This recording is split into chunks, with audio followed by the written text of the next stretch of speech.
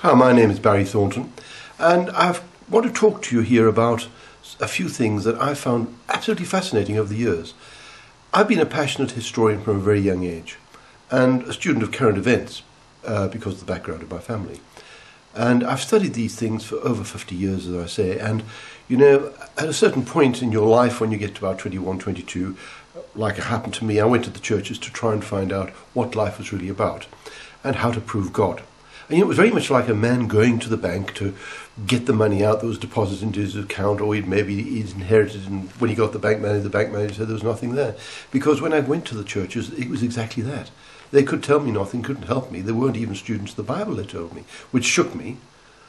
And so I still was left to this problem of how to prove God. And I found that sitting in the church going through some sort of ceremony didn't enlighten me one little bit. So I had a bit of a problem on my hands, and then I was given some information by a man I never saw again. It was not to join a church, it was just he asked me to study them for him and tell him about them, seeing I had a very good background in all these things.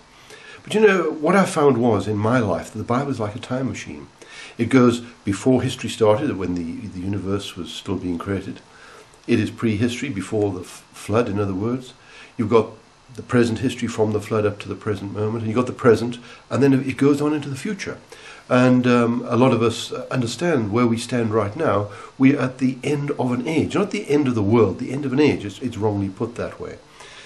The Bible also shows man's relationship to man, which, as you know, hasn't been very good. I mean, if you look down through the history of the world, these men who've been appointed kings and dictators, whatever they have, going right the way back to Nineveh and into Egypt and Babylon, etc., were pretty big monsters, and they killed people with alacrity. They didn't have a problem with it. And then it also talks about and proves man's relationship to God, which also hasn't been good. We call him Yahweh. There have been very brilliant men who've written various things, like Fenton, and he found the rhythm and meter in the Bible. He translated the Bible into the Fenton version. It's used as a reference Bible. And how about the scientific proofs? You've got science, biology, the chemical nature of life, which I want to quickly cover now because I've got a very limited time to do all this in. Panin, who's an atheist, found the numerology of the Bible. You realize that all those verses in the Bible written in the Hebrew also balance to rhythms, 7s and 13s. And when you go into this, you are absolutely staggered. Do you know that the very first verse in the Bible, in the numerology in the Hebrew, proves pi? That's 2207, showing the world is round. The very first verse of that shows that. And of course, various portions of the Bible show that as well, show the world is round. And when you look up in the heavens, you look up and you see that the moon is round, the sun is round, everything else is round. So why would the Pope say to Galileo, recant, otherwise I'll chop your head off? It was a political statement. He didn't get the information from the Bible. It was about the feudal system and the terrible conditions the serfs lived under, and they wanted to get out of that situation. And you know, it was almost in a revolt situation, I'm sure, because they were treated very badly by these lords and barons, etc. And the lords and barons said, look, if these people think the world is round, they're all going to march off our land, and we won't have anybody to do all our work for us. Then you have the pyramid. You've got the pyramid, which is in stone at Giza. It's a Bible in stone. If you look up in the heavens, you've got all the constellations. If you look at the planets in the constellations and what the constellations are structured like the bull, etc., you'll find that these represent symbols in the Bible, and the names of the various suns in there represent words which describe the Bible story. So there's the Bible up in the heavens. So when the Bible keeps on saying, look up, you can see it. If you look at Psalm 19, you can also see it. All over the Bible, it tells you to do this. The Bible also covers earth scientists, so wherever it touches on it, it is accurate. It's got ocean currents, and that's how we start to navigate around the planet. Using the correct triangular right, instead of going from Plymouth to America, which took 6, 7 months, 8 months, and everybody's half dead by the time they got there. Most were dead. You have the hydrological cycle, which came to us from the Bible, describing how the rain works and how it evaporates off the surface of the ocean. You have the diffusion of light by Sir Isaac Newton. Now, he was 2/3 of his life he spent studying the Bible, and he got that information from the Bible in the book of Job. That's how he found diffusion of light, and probably a lot of other stuff.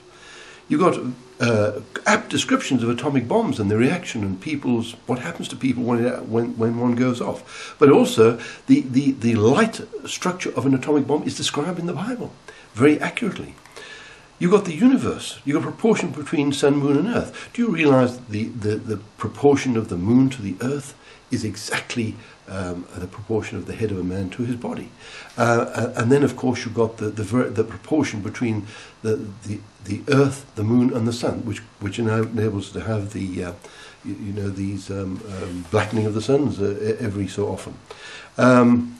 You've got the golden proportion. As I've said, you've already got pi in the first verse of the Bible. I'm showing the planets behind you. Often must wonder how they stay in their tracks. You've got, at the present moment, undersea cities like Herculean, but they're all over, off India, and you find roads under the Mediterranean now. We're just looking, we're finding settlements off northern Britain. You know what? The Bible tells us those things there, because they were buried in the flood, and the flood hasn't gone back yet, and all those huge areas around Britain are still covered. One day there won't be.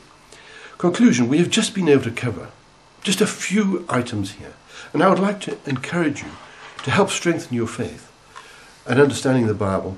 Order some of our unique DVDs, and this is one of them. This covers the proof of the Bible scientifically and mathematically. Please get this, and it'll help your faith strongly.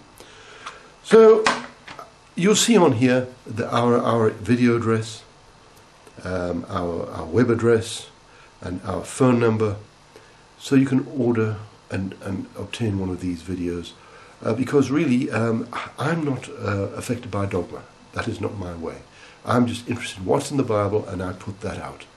Thank you very much for listening, and we look forward to hearing from you. Thank you there.